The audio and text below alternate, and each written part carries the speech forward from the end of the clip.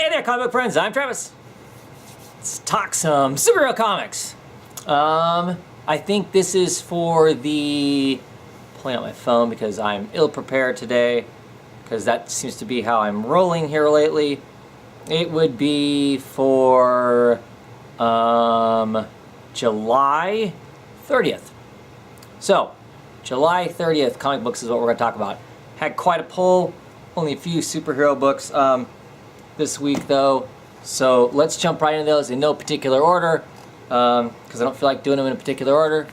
Let's talk Hawkeye, issue number 19. I have to look.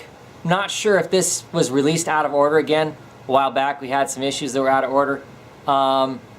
This feels really jarring, this issue did. Last issue that we left off with the Martin brothers, one of them had been shot and the other one had been stabbed through the ear holes with an arrow. Both of them looking very bad off. Obviously probably not dead because they're not going to kill Hawkeye, but you know, really bad shape. This issue, they're at the doctor, like for a checkup, it seems. Brother is in a wheelchair and Clint can't hear, which I guess harkens back to his past. I guess as a child, he had some point he couldn't hear either. This issue is full of sign language, which is cool if you know sign language. Frustrating maybe if you don't know sign language. There is a little brief part in here with, of course, with the Russian mafia, and then picking up some dude that's gonna, you know, finish the job that hasn't been done there at the building that Clint lives in. And then towards the end of this, there's this great kind of solidarity speech done a la in sign language.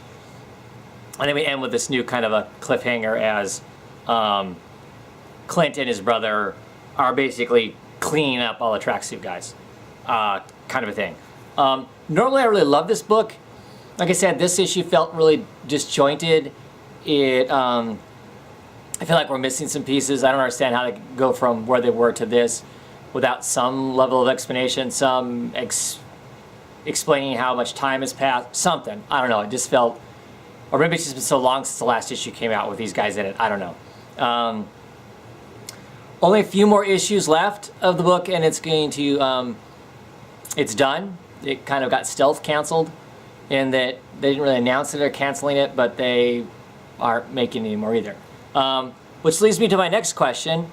For those of you guys out there who follow more of the Marvel stuff, what is Matt Fraction writing for Marvel now? Is he writing anything for Marvel? Or is he just, was this the last book? This is the last book? Because I'm thinking this is the last Marvel book he's writing.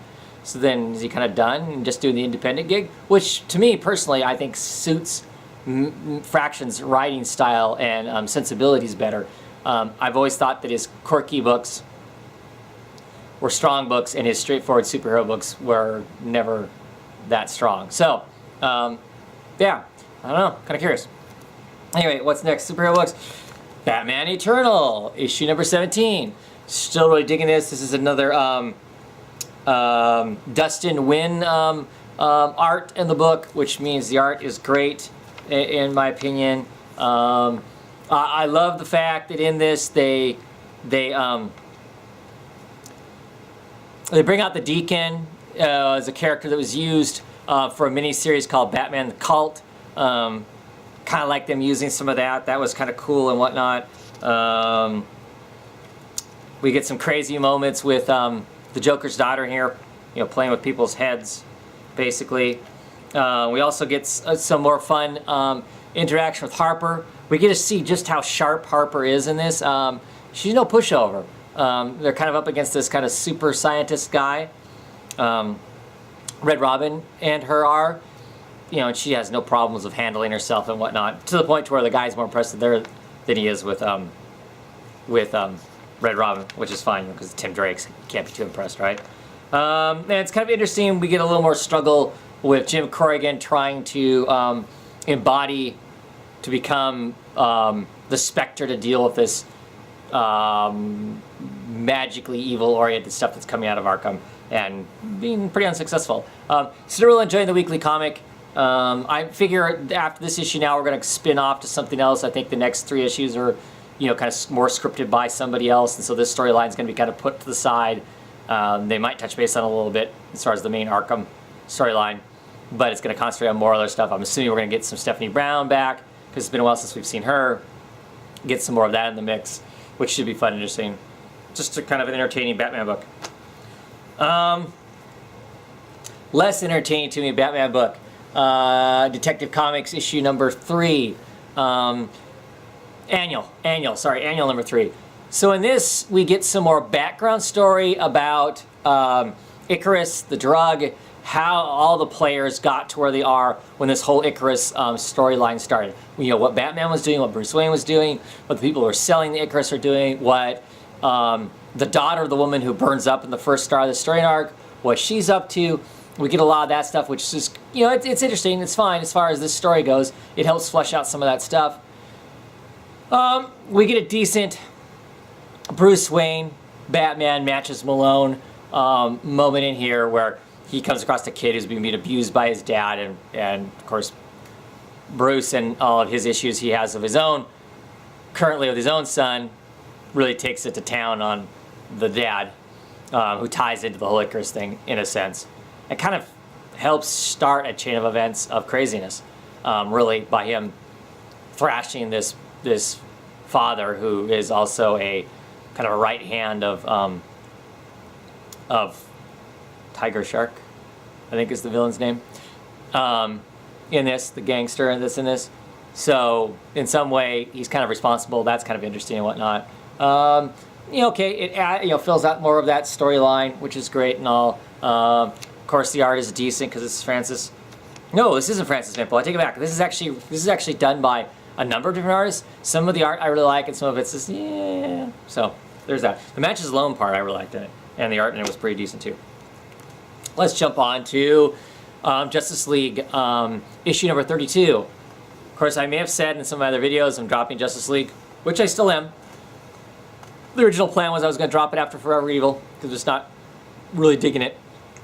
Actually, I've never really dug the New 52 Justice League, and here I am 32 issues in. Pretty silly, huh? Anyway, picking up for a few more issues because Doom Patrol's in it. Everybody knows I'm a big Doom Patrol fan. This is a new version of Doom Patrol. They're kind of interesting. I like the mix of characters that they put in it. That's cool. Having an Elemental Girl in it, she fits right in with that whole kind of idea of the characters that are in this. It's really interesting. This version of the Chief, he is not a closeted asshole, kind of manipulative monster. He's out in the open that he's a asshole manipulative monster, and kind of has the Doom Patrol over a barrel and them feeling obligated to help him because they've been basically saved, brought back to life, whatever, by him.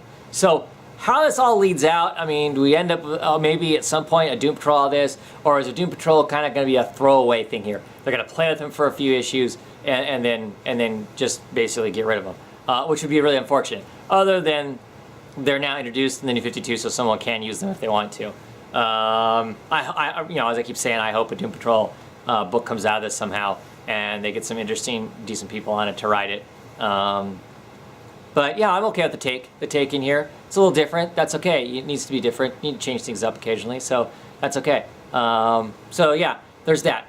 The Justice League part of this is kind of whatever. This cover talks about, ooh, Lex knows Batman's origin, secret is he gonna know everybody else's. That isn't even addressed in here, really. He does do, Lex does some wheeling and dealing with Leonard Snark, Captain Cold, sets him up as a security officer and stuff like that. But yeah, whatever. I'm really not interested in that story. I'm choosing not to be interested in that story. It probably could be a good story, but I know it's going to all go back to the way it was, and I don't think I'm going to like the ride along the way. So, like I said, my intention still is to drop this book as soon as I'm done with the Doom Patrol part of it. Anyway, so Ghost Critic, if you're watching, yes, I'm still hanging on to this stinker, even though, back in issue 15, 13, we were talking about getting rid of it. Still reading the dumb thing. Doom Doom Patrol now, right? So I have to get it for that. So, at any rate, that's it. Only 4 superhero books this week. Thanks for watching. Thanks for subscribing. Thanks for tuning in to all the shows and whatnot. And I will see you next week, maybe with some exciting books.